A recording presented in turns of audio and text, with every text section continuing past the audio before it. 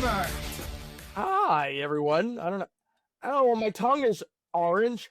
What the hell? I've been eating sour cherries. I don't know why. Apparently, that makes your face or your tongue orange. I didn't notice you have a sizable tongue, dude. Yeah, I'm like the mini Gene Simmons, like Look, mine says Hormel on that. Look. Oh, okay. Yeah. So you'll be a hot dog one day. It'll be great. Beef. Mm, lovely. Okay. Well, hello. Well, welcome back to Neck Above the Head. How do you feel? I am Steve. Hello. Giving you the Queen wave. Greetings. How's it go? We have lots in store for you today. Today's movie, before we get into everything, will be The Lethal Weapon. 1987. Richard Gere.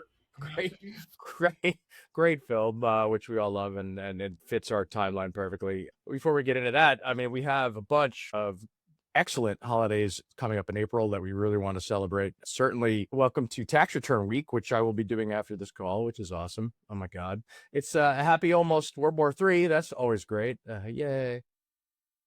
But there's a bunch of other stuff. Today is national, which means it's celebrated across the country. National Chicken Little Day. Oh, that's awesome. Yeah, so I guess the sky, certainly talking to me, the sky is falling is certainly a thing, I guess. But there's a bunch more that are really awesome. April 11th is Happy Barbershop Quartet Day. So if you're a triplet or a quintet, you're out of luck.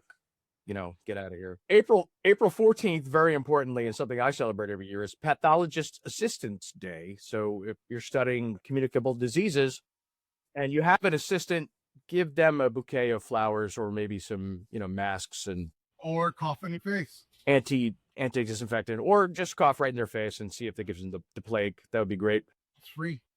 April 15th, also tax day, is International Micro Volunteering Day. So I guess that's when you open up the door for somebody and then let it slam in their face, or take a bag of oranges out of an old lady's trunk and then leave the 80 pounds of mulch there for her to haul. I don't know what micro volunteering is, but it sure sounds terrible. April 20th is National 420 Day, which everybody knows, but it's also Pizza Delivery Drivers Appreciation Day, which I'm sure is not a coincidence, clearly. April 22nd is National Narwhals Day, and the 23rd is Love Your Thighs Day. Yeah, narwhal, the whale with the horn.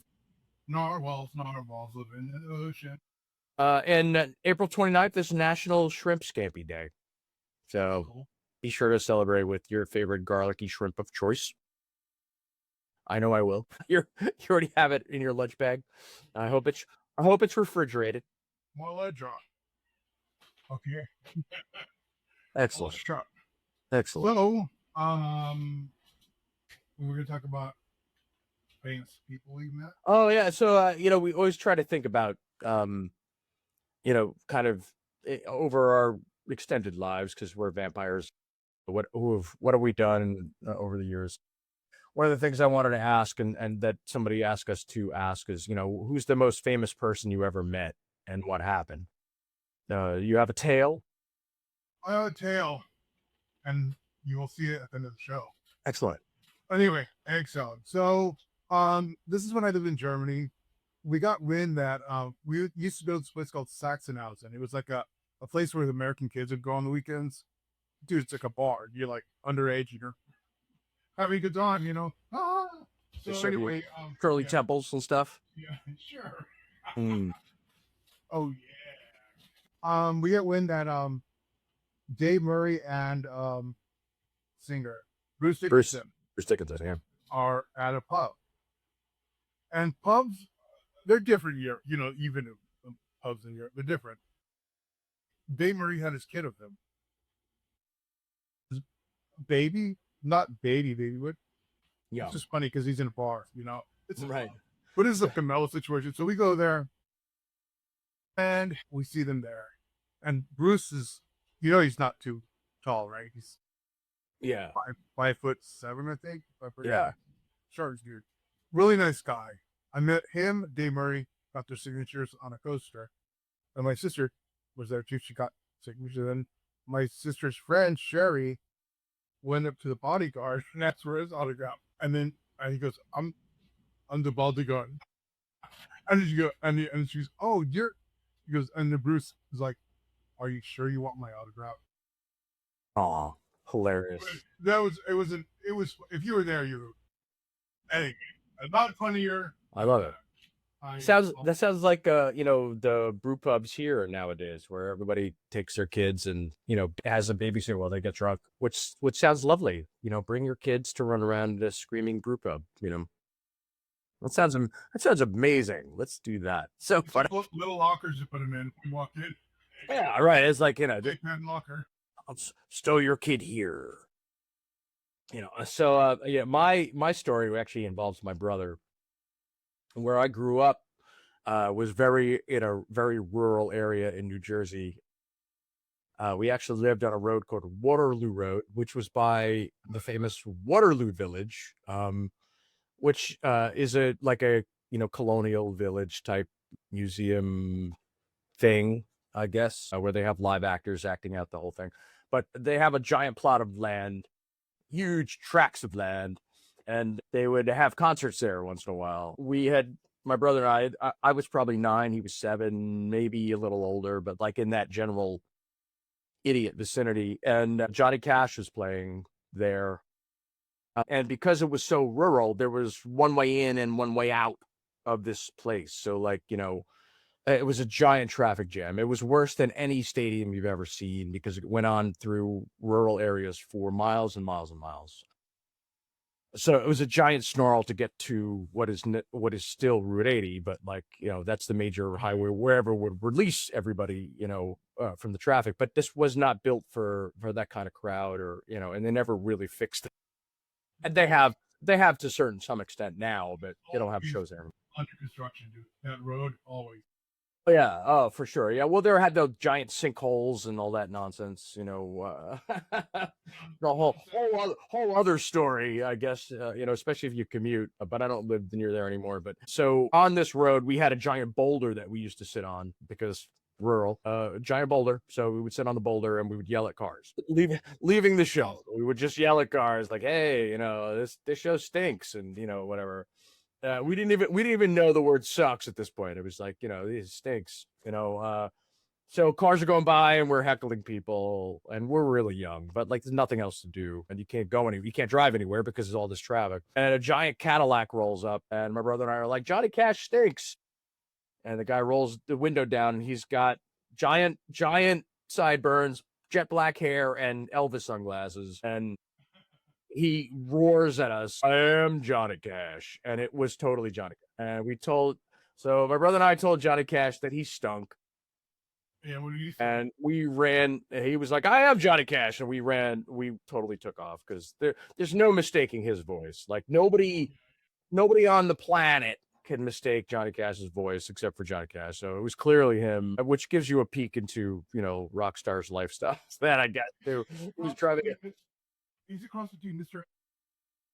Yeah, I mean, it was just like, what? It was clearly him, and I picture and he did smile at us because it was funny, but man, oh man, we were frightened because his voice was imposing, and so that's my idiot story for the day.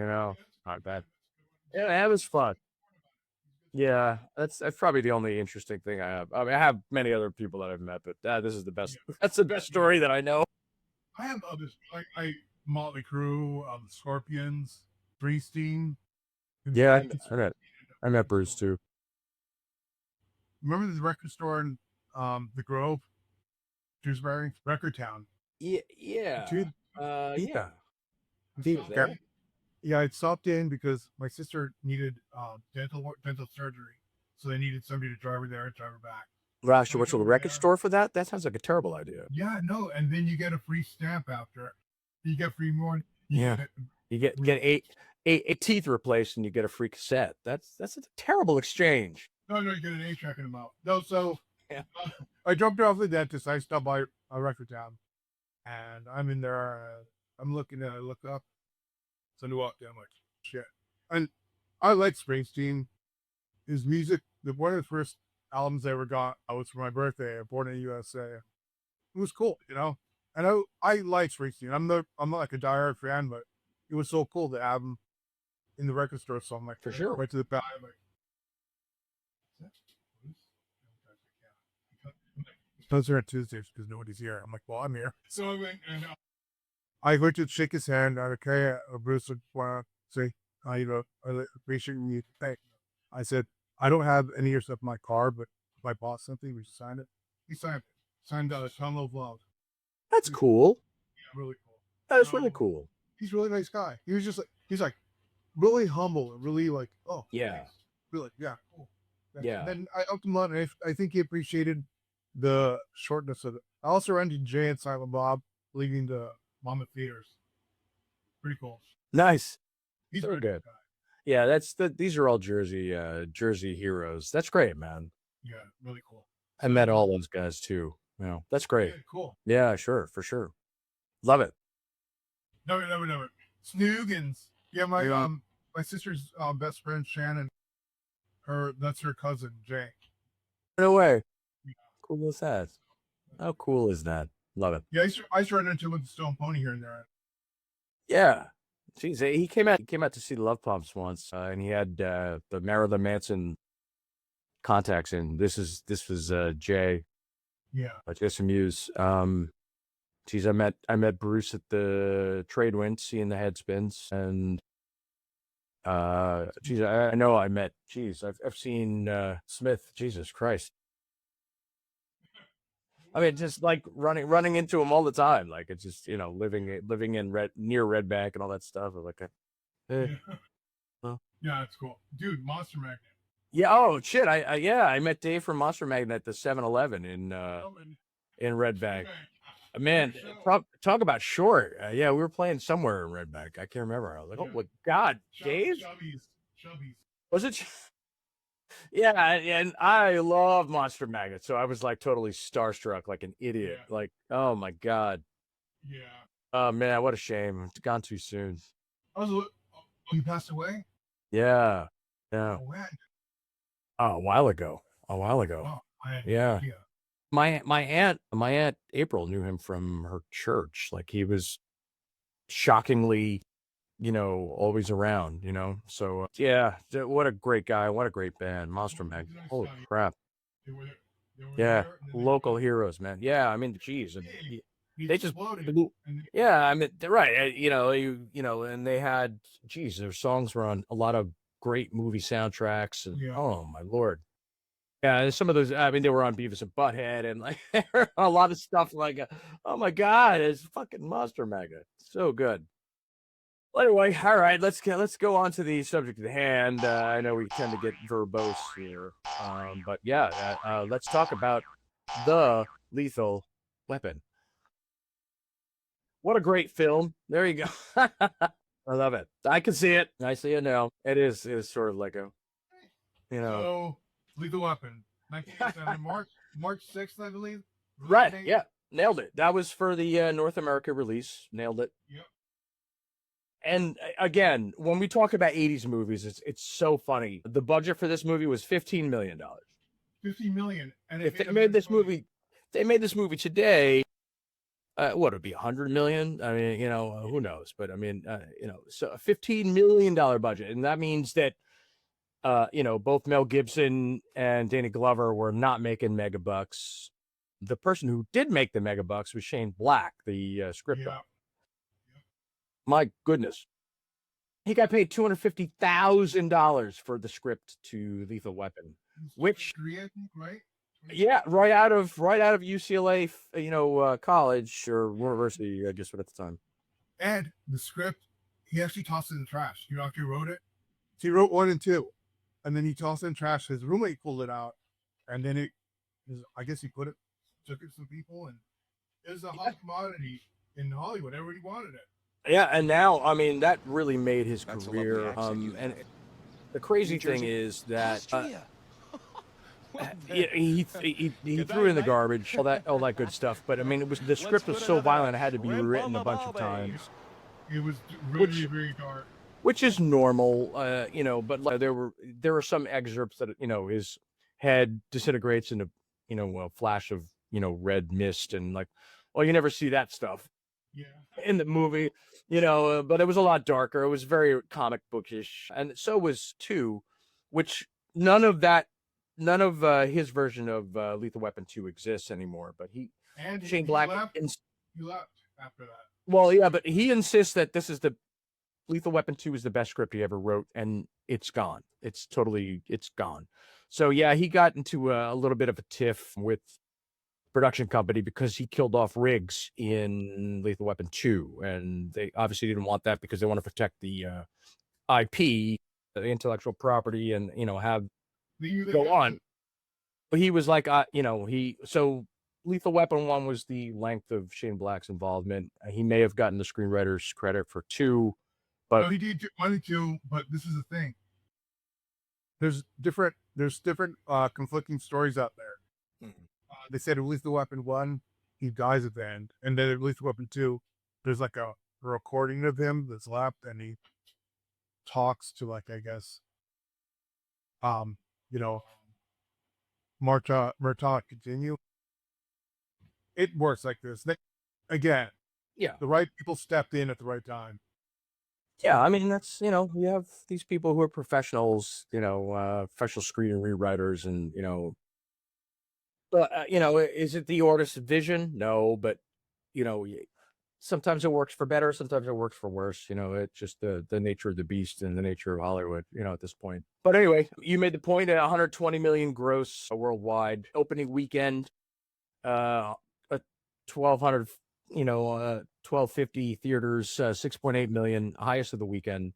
Second place was Nightmare on Elm Street 3 Dream Warriors. That was that second week for that, and then third place was Platoon in week 12 of its run. Weekend 3, it was still number 1. It was ahead of the debut of Burglar. Do you remember Burglar at all? Whoopi.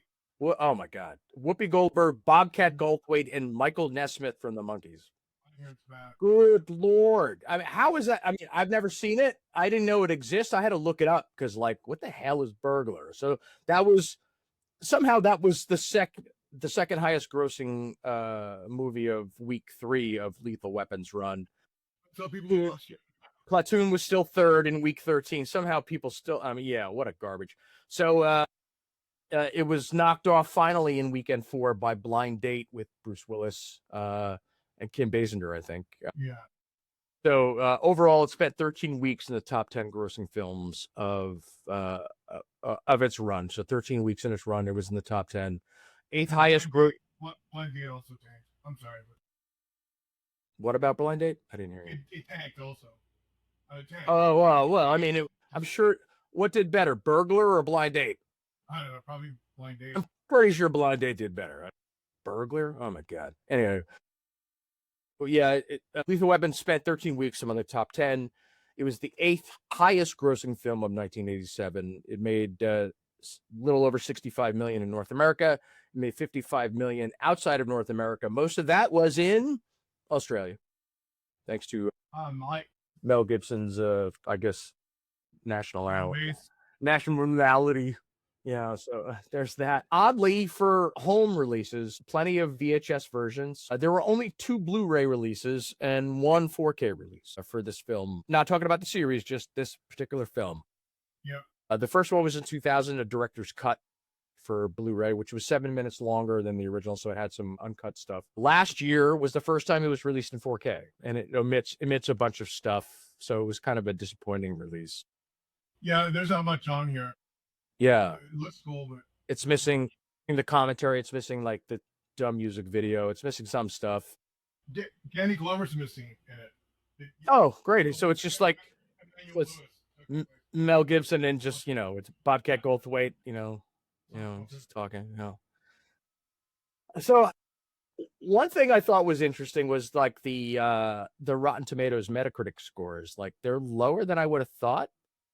Rotten Tomatoes 81%, Metacritic 68%. That seems low because this movie, I mean, I remember seeing it in the theaters. I thought it was terrific. I mean, maybe it was, I was obviously a lot younger. I was still in high school. I mean, I don't know. I thought it was terrific.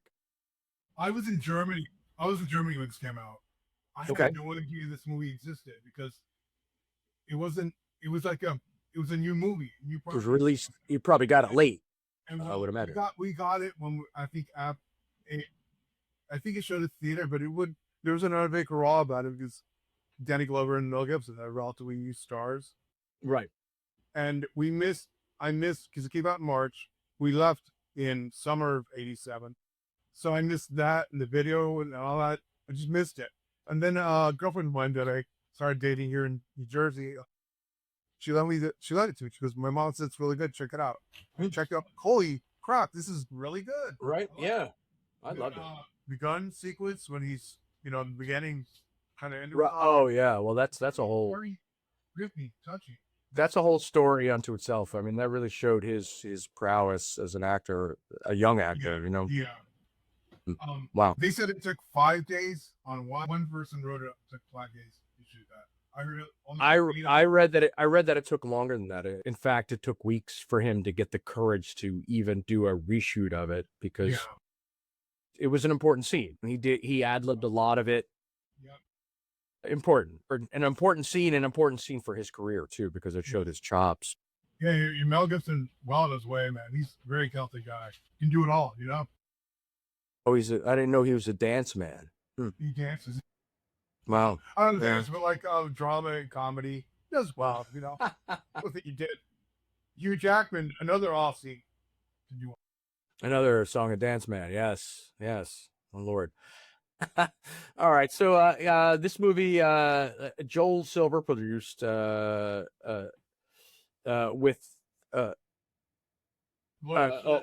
Richard Donner and Joel Silver were co-producers, I should say. Richard Donner was a director also. So Donner, what a career he had. Superman 1 and 2, Scrooge, Lost Boys, The Omen. I think The Omen is kind of overlooked for him. The Omen, Superman. It was kind of like the Exorcist alternative at the time, and he was producer of the X-Men series. His wife also produced Laura Schuler Donner. Right. And she did the X-Men and all that too, but they were a power couple. Pretty cool. Yeah, for sure. Pretty cool you meet somebody that is right there with you. Yeah, honestly. She did. That's probably where I met her, But Richard Donner is a very talented man. It's too bad. Yeah, I mean, he even did some comic stuff. The guy was, certainly multi-talented, gone too soon, and also there. Shane Black talking about the character and the rewrites with Donner. Riggs was based partly on Dirty Harry and partly on Frankenstein. He was kind of like the outcast. He was sort of avoided by others because he was sort of unpredictable and chaotic. Yeah. I think that comes across on screen like very well. Yeah, right. I mean, he was, a tough guy to make friends with, but the character between Murtaugh and Riggs was, the chemistry was undeniable. It was very real. These were real people. They weren't like Schwarzenegger or Stallone, like huge Jack. They were normal. You got the sense, they're actors, but you got the sense that they were normal, average people. I mean, to a certain extent. I mean, Riggs was sort of unbelievable. Yeah, but so the chemistry was just like. Yeah, I mean, and I think that's why it was important for the script to be rewritten, because there was almost no humor in the Shane Black original script, and the family aspect, the camaraderie, and the humor aspect, I think really made the story more important and more believable and certainly more welcoming than, a typical action flick, Do you know who else they had in mind for this? Clint Eastwood and Richard Pryor. For who? For Riggs? For Riggs and Murtaugh. Oh my God. Isn't that crazy? I mean, these characters are supposed to be 40 years old. These guys they were way older than that. Way older than that, yeah. I mean, that would be a mess. I mean, they have to rewrite the whole script to accommodate those two. Well, we want you to hold your, all belief thing. Yeah, right. I mean, let's keep it in the realm of believability. I mean, although I would like to see Pryor and Eastwood having a conversation. That would be funny just to watch. Like a screen test would be hilarious with that. Yeah. Let's see Bill Hader and somebody else impersonate that. That'd be great. So, directors, Leonard Nimoy was off for the script to direct. Yeah. after all the Star Trek films, 3 and 4, Voyage Home. He committed to Good Mother and Three Men and a Baby after the timeline, but he clearly is not an action movie director. Well, he turned it down because of that. He said, "I don't Yeah. know action movies." Dude, Star Trek's action, but it's a sci-fi. Yeah, and really the cast is it was so much older at the time, and the action that they're talking about is not. It's not like an action film action. It's, you know, I mean, you know, you're not going to have Shatner do a forward roll, you know, it shatter his hip and everything will be over, you know, at that point. And he's, you know, now he's what, 98 or something ridiculous. So, I mean, you know what I mean? So, like, yeah, you're not going to have him do power rolls or, you know, high karate. You know, it's just not going to work, you know. I'm going to chop you. I'm going to, you know, maybe a Spock pinch, but that's about it. And oddly, Three Men and a Baby was 1987's highest grossing film, which, you know, kudos to Lee Nimoy for that. So funny. So there's a lot that went into the production of the film. Richard Donner was influenced by John Wayne for a lot of rigs, and Gary Busey's fight scene in particular. I hear that the big ending fight scene that went on really, really long was based on a John Wayne fight scene with somebody else. So I mean, it's sort of like the They Live fight scene with South Park, you know, how scene for scene. I wouldn't say this is scene for scene, but it's you know, it's supposedly it's pretty close. So cool. They insisted on doing their own stunts for that fight. I know that Mel Gibson did. I don't think that Danny Glover did, because I don't think he was. I'm sorry, I messed that up. The end scene with Busey. Busey did, yeah. Yeah, and Busey was trained in capoeira. Yeah, which is Brazilian. Yeah, Brazilian, and then martial arts, and then jiu-jitsu and Jailhouse Rock is what it's called. Yeah, apparently that's like a prison martial art, which I was unaware of. And also Gary Busey took Taekwondo on his own, and he went down a road of martial arts after that, apparently for a couple of years.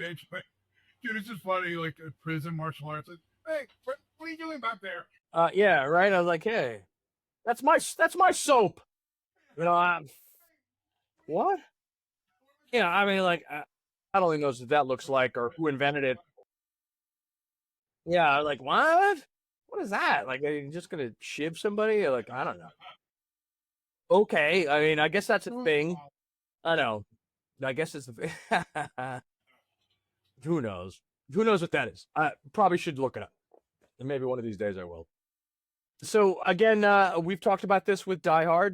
This was another Christmas film, themed film, released in May, so you can't be called a Christmas film necessarily. But if you look back at Shane Black's scripts, a lot of his scripts take place during Christmas. Last Boy Scout, Christmas. Long Kiss Goodnight, Christmas. Kiss Kiss Bang Bang, Christmas. You know, Lethal Weapon 1, Christmas. All those are great movies. They're really good. They're awesome.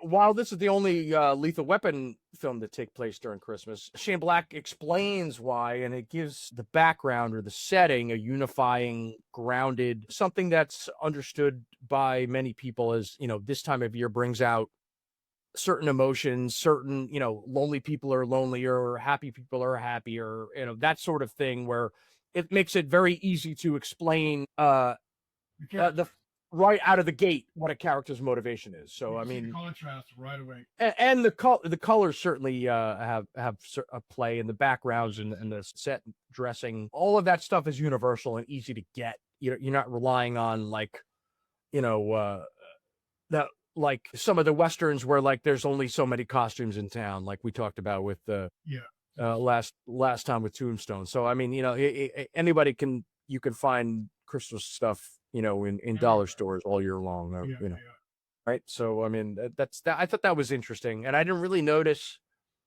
all his films had a Christmas setting, or not all his films. Obviously, you know, Predators didn't, or The Predator, or whatever that was. I mean, but a lot of his films do. So I think that was... the script I'm writing takes place during Christmas. Yep. So a little twist of fate. Mel Gibson and Bruce Willis were both cross-considered for Lethal Weapon and Die Hard. Yep. Which is always funny. Riggs had some very familiar competition for the role. My favorite is Jeff Goldblum. I thought that would be great. Christopher Reeve as Riggs. No. Patrick Swayze as Riggs, maybe. I could see his Roadhouse character being a Riggsy kind of guy. Pierce Brosnan, Michael Douglas. No. Wow. I mean, terrible. Stallone also, I believe, right? Maybe. I didn't read him Stallone, but also, nah, that wouldn't work. I mean, you need an everyman for this, I think, and I think they got it for this. Yep. A little coincidence between this movie and the movie We Were Soldiers, which Mel Gibson starred in. Murtaugh tells a story about the Ia Drang engagement in Vietnam and how his buddies carried him out of that. Yeah. Mel Gibson plays Hal Moore in that film about that same engagement. Just sort of like an odd coincidence. It's not a crossover, per se, but it's at least a funny coincidence that they had the same engagement in Vietnam. That's cool. I'm holding on to it, but I guess. Yeah, I think it was coincidental. I don't think it was something that a whole different film, right? So, I don't think there was a connection. Some other wild stuff. The movie score was co-composed by Eric Clapton, who everybody knows. Yep. Which David Sanborn. The saxophonist, yeah. So, who's excellent, has some really great stuff. And you alluded to it earlier, the suicide scene with Mel Gibson, tough for people to watch, tough for the people on the screen to watch. It took, so we've heard differing stories about it, but like what I'm hearing is they did one take. Mel Gibson wasn't happy. He knew that he had to present something better to the audience. When it took weeks for Gibson to ask, all right, I want to film this. I want to take another take. At the end of it, Donner was crying. The Dolly operator was crying. There's a lot of improvisation. Mel Gibson hitting himself in the head with his own gun. That's something that wasn't scripted. It was just something that he did. So, I think that story took a life on his own, but it helped him get the Hamlet 1990 role was based on that scene, which is really interesting, I think. It was something that really took his career into another level until he turned it into, a complete psychopath, which seems to happen to a lot of people when they get old, That's what I think. Funny coincidence and funny milestone for this movie. This was the first major Hollywood film to feature modern mobile phone. Yep. So, not talking about the giant 80s, like, Beverly Hills Cop, where, you have the huge thing. This had and the model was a Radio Shack 17-1003, which launched in 1986. So it was the first modern cell phone used and it was worth, I think, what they say, $3,000. Which is ludicrous if you think about it today. Crazy. Yeah, I'm sure it had like 128K of RAM, which is barely enough to run a calculator at this point. Which is not. It had a bag, it had a carrying bag. Yeah. And people. So funny. Gas power. Yeah, it was ridiculous, right? So crazy. If you're at the police department, they're not gonna put up that kind of cash for assault. Right. Yeah, that's ridiculous, right? So that show off the technology we've done. Yeah. Let's date the movie. Right. Well, they didn't know that at the time, right? Yeah.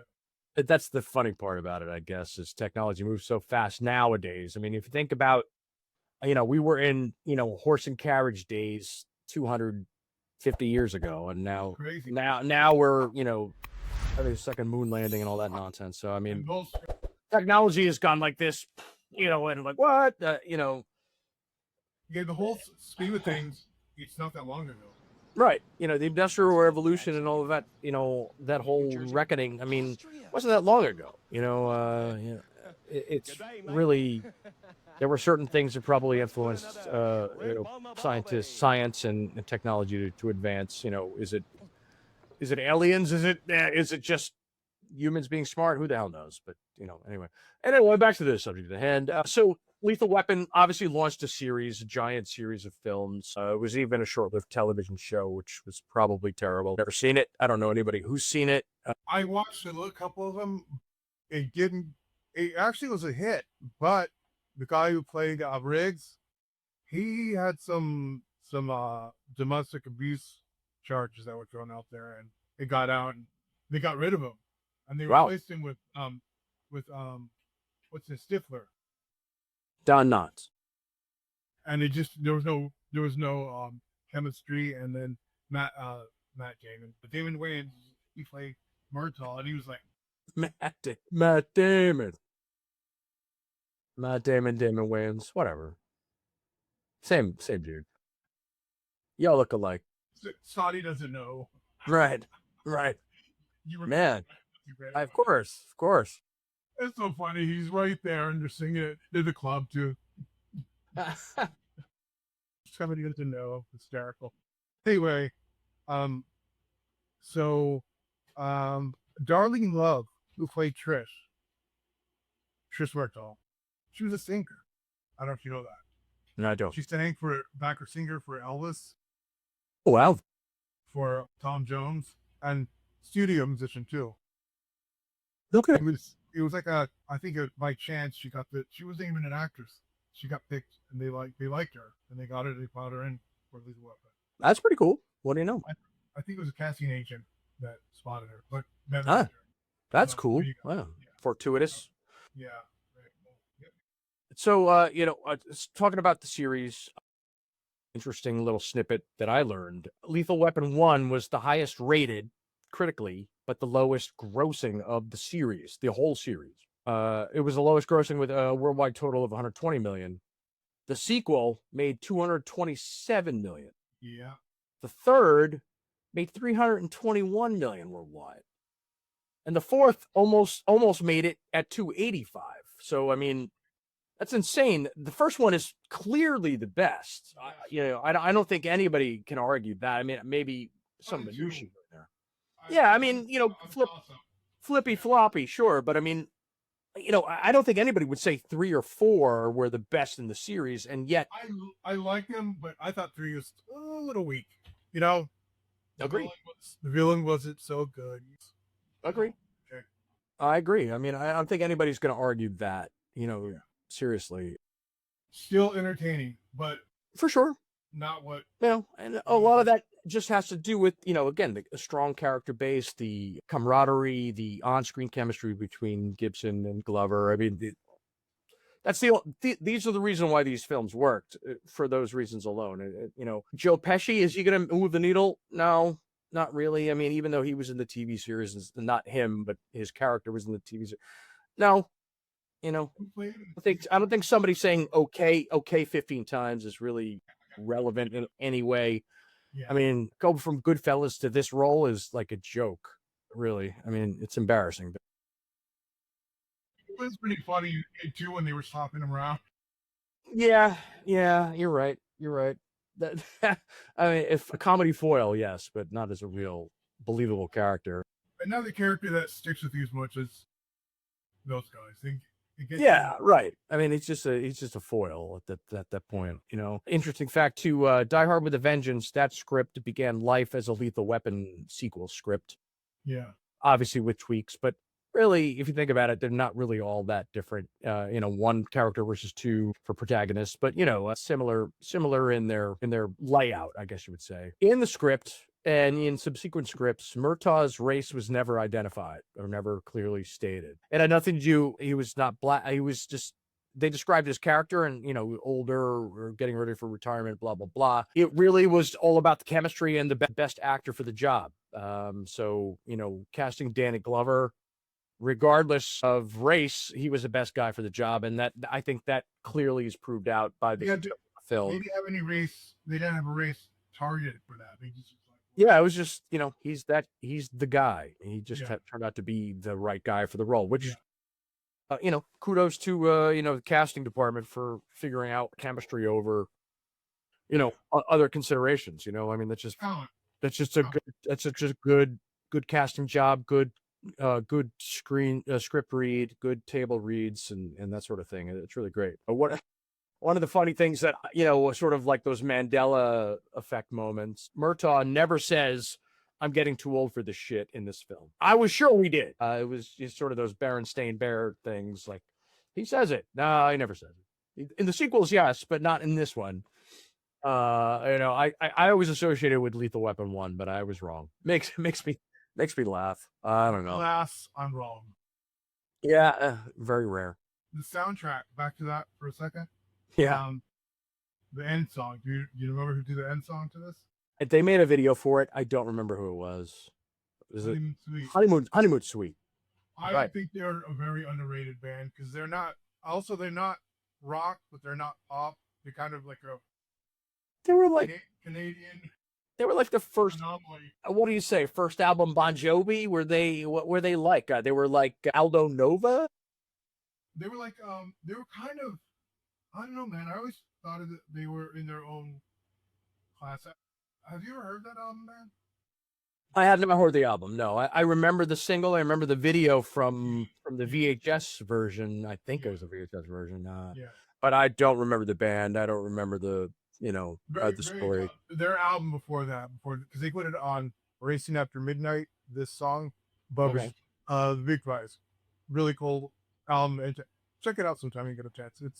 They're kind of like their own thing. I always thought that, like Billy Idol is his own thing. He's rock, but he has that punkish edge. And anyway, we're doing that NeckAboveTheHead thing. We're going on some tangents. Bill Idol was definitely punk. I mean, Generation X was definitely post-punk, if nothing else, and clearly he had that punk thing going for him. But he was clearly had a publicist, clearly had a stage artist, and that whole band, that whole Rebel Yell video was clearly from ground up was built around image and characters and that sort of thing. It was great marketing, whoever did it. Steve Stevens, he got in. You know where he learned his guitar, where he practiced. He said when he looked in at his parents in the basement, the only station he got there was I forget what the station is in New York. It's like an oldie station. Right. So he would jam out to that. A lot of stuff with Billy Idol, almost everything is double time stuff of the oldie stuff. Oh yeah, that's true. I mean, and in fact, Eyes Without a Face. Yep. That song started as a really fast version. Yeah. Which doesn't make any sense if you think about it. It's almost punk, and it's so fast. It's like, this doesn't make any sense. So the solo kicks out, but yeah, right. But even it was just so different, and it doesn't sound right. Richard Blade played it on First Wave one of the nights in the conversation with Billy Idol, and was like, "Oh my God, this is awful." Yeah. Not awful, but different. You know what I mean? Like, a different way that you're not used to. Yeah, just not that didn't compute, I guess you would say. Certainly not commercially the way that Eyes Without a Face did. Neck above the head. We're getting off track. Shane Black had an idea for a group, and in fact, he wrote a script called Shadow Company, which again appeared in this film. The ex-Special Forces group were called Shadow Company in this movie, but he had written a script about a reanimated Special Forces soldiers who attack a town on Christmas. Oh my God, Shane. So it was called Shadow Company, but obviously that film never made anything. It would probably make a great comic book, but it sounds a lot like 30 Days of Night, kind of in a way, like that sort of concept, which was cool. Cool concept. But I mean, he's been dying to use the word Shadow Company or something, so he put it in this film, which I thought was fun. Drug dealer number 3, obviously not a famous character, but played by somebody famous. Played by a guy named Blackie Dammit, and his son is Anthony Kiedis from the Red Hot Chili Peppers. Cool. Which is a funny story because apparently Blackie Dammit was like, the guy who turned him on to, X, drugs, and rock and roll. That's crazy. Father of the Year, Blackie Dammit. So is he the one in the Christmas tree lot when they had when he busts it? Probably. And that's another thing. Mel Gibson, huge Three Stooges fan. He does that scene. Oh yeah, that's right. He does the right. Yeah, that's true. That's true. Funny stuff. We're down to the minutia here, so hold on to your knickers here. Hold on to your minutia. So each film in the series has a bad guy with glasses. I don't know why. Well, we're both wearing glasses today, so maybe we could be one of the bad guys, I guess. Not much to that. Everybody knows when you have a successful film, you get parodied by a bunch of stuff, and the most famous example of the parody for this movie is Loaded Weapon. God. Was it any good? Look, no. No. I feel dirtier for having mentioned the words loaded weapon. Emilio Estevez, everybody's favorite leading man, Yeah. Fresh off of Men at Work, popped up to at Samuel L. Jackson, because of course it's Samuel L. Jackson. Why wouldn't it be? That was an early movie. What movie is he not in? I mean, well, this was clearly after like Coming to America, where he was like the criminal in the McDowells. But I mean, yeah, McDowell. Couldn't have been that much further after that. I mean, he probably leaves this off of his resume, I would assume. Emilio probably not so much. Although Emilio was in a Repo Man, which Michael Nesmith was in the 80s, 86, 85. No, he was in Jesus. What was he in? My God, I'd say he was in Burglar. Ha! With Kevin Bacon. Right, he was in Burglar. He was Cabby in Burglar, Michael Nesmith, who was an excellent director and founder of the Monkees. So, I mean, yeah, he's okay in my book, if there is such a book, which there is not. He passed away too, right, Nesmith? Yeah, I'm pretty sure he did. Just one left. Yeah, Mickey Dolenz, I think, who's still touring somehow. I mean, good for him. I don't know. Good for him, yeah. Good for him. A band that was a fictitious band that actually became. Yeah, well, I mean, Beatles, Monkees, right? Yeah. I remember they put out a casting call for the Monkees 2 in the probably late 80s, early 90s. And my mom was like, you should try out for this. I'm like, for the Monkees 2? To do what? I mean, for me, it would be like being on the Brady Bunch. Like, yeah, no, No, I know. hey, if now I probably would like pulled out my eye teeth to do it, but I don't think anything came of it anyway. But at least I never saw any screen tests or anything. But you never know. Like Monkees 2. Yeah. It's a silly pipe dream. I want to be in Peter Frampton 3. Like what? Who's playing Frampton? I don't know. Somebody. Nah, somebody. And last fact I have: everybody's favorite porn star is Lethal Weapons. Lethal Weapons. She was a porn star. She was named after the movie. Her name was Letha, not Lethal. Lethal Weapons. You've heard it when there's a porn star named after your intellectual property. You know what I mean? Like, that's pretty cool, right? I want to be, Darth Jugs. I mean, I don't know. It seems you've made it. I remember in Germany, story. The video store there. It was like an American, but it's like German on the German economy. Right. They had the porno section to right there in the front. And there was a movie title that cracked me up every time I saw it. Indiana Jones and the Black Hole of Mamu. Black Hole of Mamu. Dude, and it looked really bad. Did you see the box? You don't say. No, thank you. Yeah, I mean, after the 70s, I don't think there's any good porn film that has any plot or cast or effects to, kudos to creativity and all that. But one more thing, or I don't know, anything else. Dar Robinson. You know who he is? No. He's a stunt coordinator in the movies. Okay. Oh, I have a couple things about that also. He coordinated like all the stunt that way he jumped off the roof. That with we handcuffed the guy. Sure. Yeah. Well, they had breakaway handcuffs because they would have died. They actually. Yeah. Right. Makes sense. Insisted on being on the ledge at least. So he was a player cop and he's on the ledge. A lot of balls to do that, man. Anyway, and he didn't have to. He had some people. Anyway, stunt coordinator who did some of that. And the girl that jumped in the front and jumped off in front in the beginning of the movie, she was actually she was a stunt woman, and she wanted to. That was actually her. But yeah, it was for you. Yeah, he coordinated that. Well, he died shortly after in a biking stunt. They dedicated the movie to him, but also, let me see, where do I have it here? The dog. And the dog. Oh, the family dog. Sam the dog was actually Mel Gibson's dog. That was Richard Donner's dog in real life. He was not a good boy. He was kind of a little bit of shit. He would like take off. He wasn't paying attention. Like he wouldn't take orders well. They have to run after him to get to do stuff. It's pretty funny actually. But it's not good set and him hit it off right away. Well, but they said when he'd run off and stuff like that, they just kept it because it looked real, you know. Right? Yeah, like It's pretty cool. And a then, dog, of yeah, unmanageable dog. course, Stan passed away before the release of the movie, and there was also it's dedicated to the dog also. Excellent.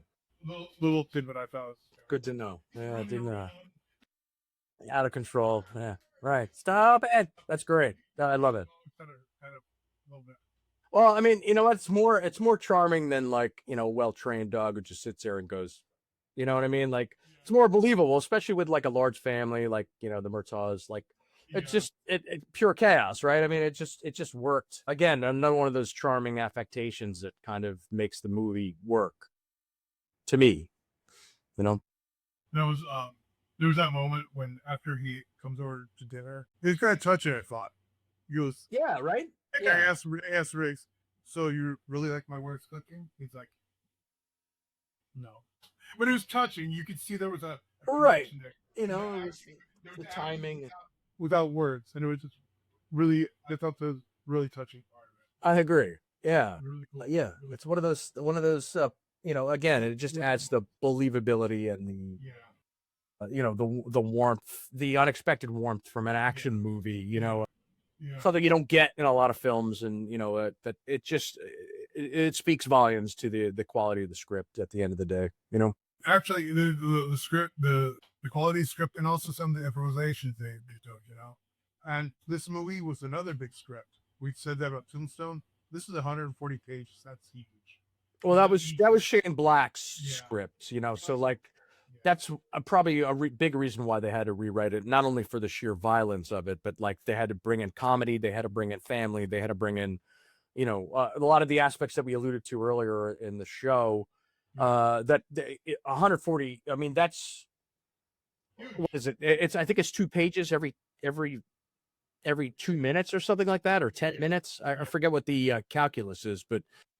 Silly, just untenable. It would be a 2.5 hour movie. It would be Platoon, you know, or you know, almost Titanic at that point, which doesn't work for this type of movie. Where, yeah, right, with an intermission, you know, come on. Dances with wolves. The buffalo scene alone. Run that planet. Great movie. It's been fun. I love it. Love spending this time with you. Thank you again for joining. Remember to like and subscribe, of course. On NeckAboveTheHead on Yahoo and on Gmail. Yep. We're available. Like and subscribe, or like or subscribe. One of the 7. Anyway, gracias, thank you, and we'll see you on the next one. Yes, indeed. Take care. The next one is going to be Dumb and Dumber. That's a lovely at request of about a year. Yeah, that's right. We did get requested for that, so I'm looking forward to that. Another classic. Another highbrow classic that we'll be covering, and you know we've been playing backgammon and discussing Sartre over it as well. Our pets' heads are falling off. Awesome. Okay. Well, I'm Nickachu. This is Steve. Great seeing y'all. We'll see you next time. You guys. Thank you. Thanks so much. Again, if you need somebody to talk to, we're here. In New Jersey, 211 also is available for you. So you know. Awesome. But we're always here to talk, so give us a shout. As always. Thank y'all. Bye.